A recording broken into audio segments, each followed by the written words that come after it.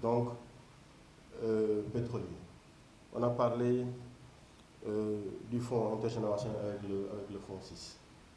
Mais le travail est en train d'être fait avec le fonds 6, le fonds intergénérationnel, pour le structurer, pour répondre à toutes ces préoccupations-là. Et c'est l'occasion pour moi de dire, quand on pose la question de savoir est-ce que le conseil d'administration de Petrosen peut être intégré par la société civile, mais il y a une loi qui encadre le fonctionnement du conseil d'administration.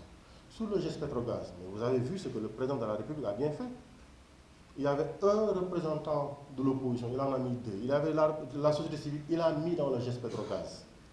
Mais les sociétés, seraient-elles des sociétés d'État, sont assujetties aux mêmes obligations que toutes les sociétés, avec l'obligation de déposer des états financiers, l'obligation que les décisions soient validées en conseil d'administration, l'obligation d'en rendre compte et de déposer au niveau de la banque centrale ce qu'on appelle les états financiers consolidés.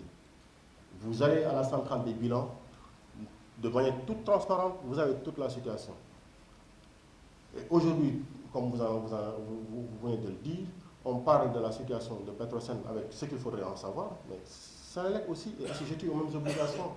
Et on est en train de travailler à la filialisation de la Senelec pour prendre en charge les secteurs d'activité avec plus d'efficience et plus d'efficacité.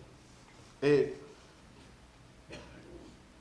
pour le point sur le contenu local, on sait tous qu'il y a une loi sur le contenu local. Et il est vrai qu'il y a deux lois, une loi pour le pétrole et le gaz, une loi pour les mines. Aujourd'hui, dans le cadre effectivement de la consolidation du ministère, on a le secrétaire technique au contenu local. Mais c'est quoi le contenu local? C'est quoi? Voilà pourquoi je suis parfaitement d'accord avec vous sur l'importance de la présence du privé national dans le développement de ces projets. Mais avec le niveau de financement, ils sont obligés de travailler en joint venture avec quelqu'un qui a l'expérience, parce qu'au Sénégal, un Sénégalais n'a jamais creusé de forage. Je parle de n'a jamais fait pétrole ou gaz.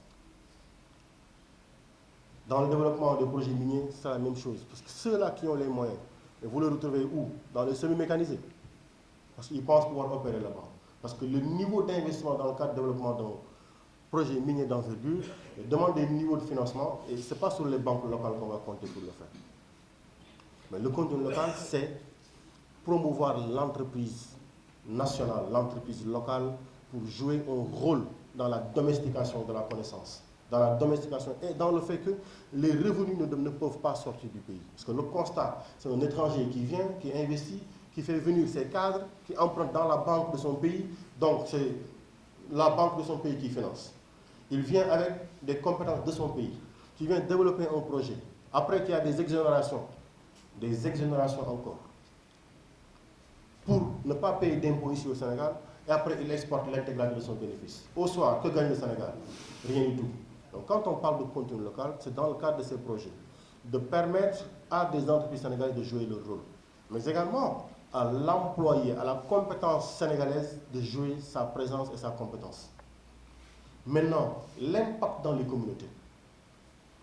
L'impact auprès des communautés en général victimes de toutes ces opérations, sur l'environnement, sur les communautés. Je vous raconte une petite histoire. Il y a une entreprise minière, là au Sénégal, mais pour cuisiner du thieboudiène, mais c'est une société sud-africaine qui le fait. Exemple. Est-ce que vous voyez, une société de restauration sud-africaine vient au Sénégal pour faire du thieboudiène. Donc il y a Binter ou restaurant Mahali, personne ne peut le faire. Est-ce que vous vous rendez compte? On nous dit à tel poste, c'est qui, direction générale, on n'a rien contre, un étranger. Direction commerciale, un étranger. Direction approvisionnement, un étranger. Direction financière, un étranger. Mais arrêtez. Arrêtez. Vous avez chez vous des compétences qui ont déjà fait 12 ans dans votre entreprise, formés, éduqués au Sénégal, qui peuvent gérer ces postes-là. Mais on s'est opposé. On a écrit, on dit, on ne va pas accepter qu'un étranger soit le directeur général. N'est-ce pas, directeur? Et il a suivi la question. Aujourd'hui, ils ont compris que sur cette question, on ne lâchera pas, ils ont accepté de nous suivre. Et la dernière conclusion avec eux, c'était de leur dire, et pour celui qui reste ici, on lui donne 2 ans, le temps que vous trouviez le Sénégalais qui va avoir la compétence pour prendre le poste, mais au bout de ces 2 ans-là, vous sortez du Sénégal. Merci. Le directeur est là, il a suivi la question avec nous, mais ça, c'est notre position écrite, et c'est validé. Et ce sont, je vous dis, nous ne sommes pas en train de réagir, ce sont des actes que nous posons au quotidien. Et je vous informe que la semaine prochaine, nous serons à Saint-Louis pour discuter avec les communautés sur la situation de la pêche. Nous ne sommes pas en train de réagir, nous sommes en train d'agir. Parce que notre conviction propre, Monsieur le Président de la République nous a dit, dans le projet politique que nous portons, il nous faut un Sénégal souverain. Mais un Sénégal souverain, c'est de confirmer que les ressources appartiennent au peuple.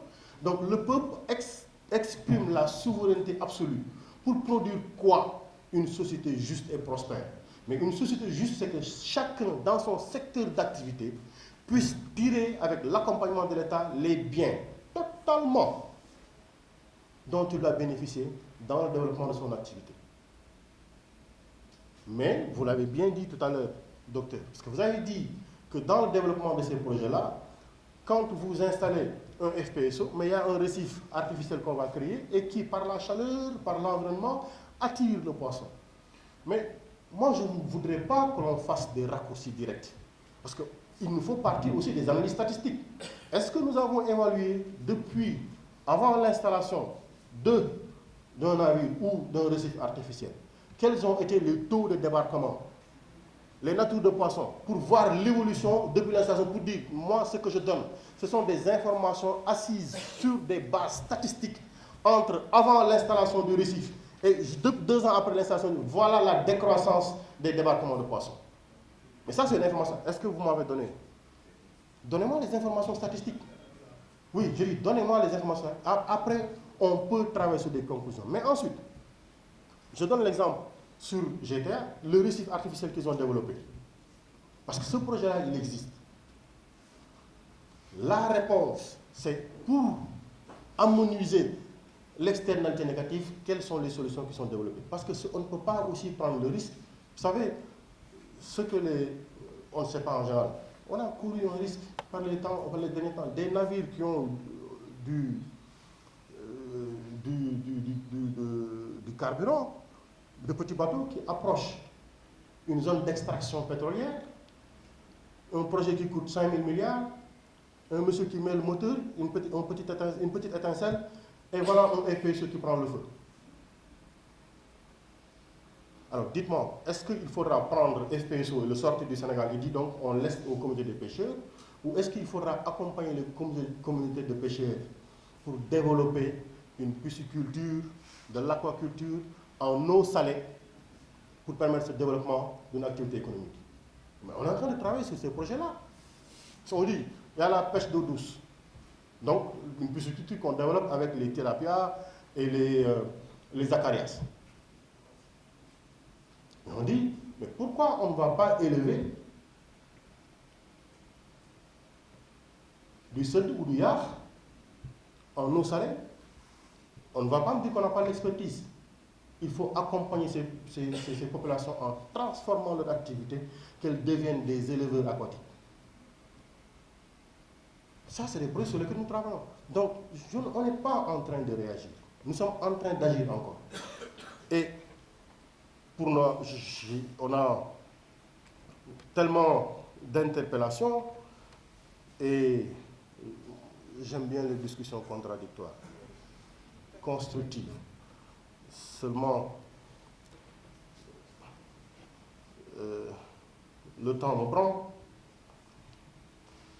Je serai peut-être obligé de m'excuser, mais j'aurais bien aimé aborder le point sur la transition énergétique. Pour en parler, avec ce qui est en train de se faire. Nous sommes au mois d'octobre. Le mois d'octobre, c'est ce qu'on appelle le mois de pic, où tout le monde allume ventilo ou clim. Et le Sénégal produit sur l'année à peu près 1400 MWh sur l'année aujourd'hui. Senelec en produit une partie, mais l'autre partie, Senelec achète pour revendre. Aujourd'hui, c'est le niveau d'investissement. Et chaque année, la consommation, la demande augmente de 150 MW. On est en 1900.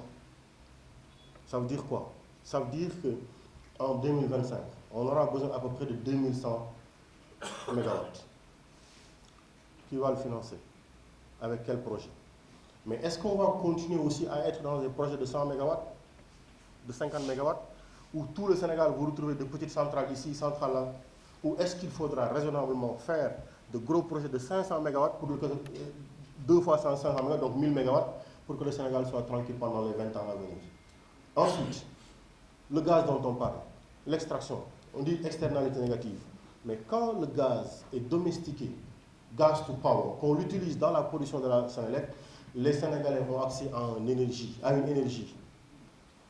à un coût abordable. Parce que, fondamentalement, l'utilisation du gaz nous permet de produire de l'électricité à un coût moins important que le fuel qu'on est en train d'utiliser. Externalité positive ou négative? Ou convertir notre gaz en énergie à un coût abordable, tirer les profits. Et moi, je dis, je préfère, dans une situation pareille, être à l'analyse SWOT, faire coût-avantage, opportunités et menaces, harmoniser les menaces et liquider les inconvénients. J'aurais pu encore embrayer sur les autres sujets parce que j'ai pris note de toutes les interpellations. Vous conviendrez avec moi, malheureusement, le temps prend. J'espère pouvoir, dans un cadre encore plus ouvert, approfondir cette discussion-là, reposer l'intégralité des sujets.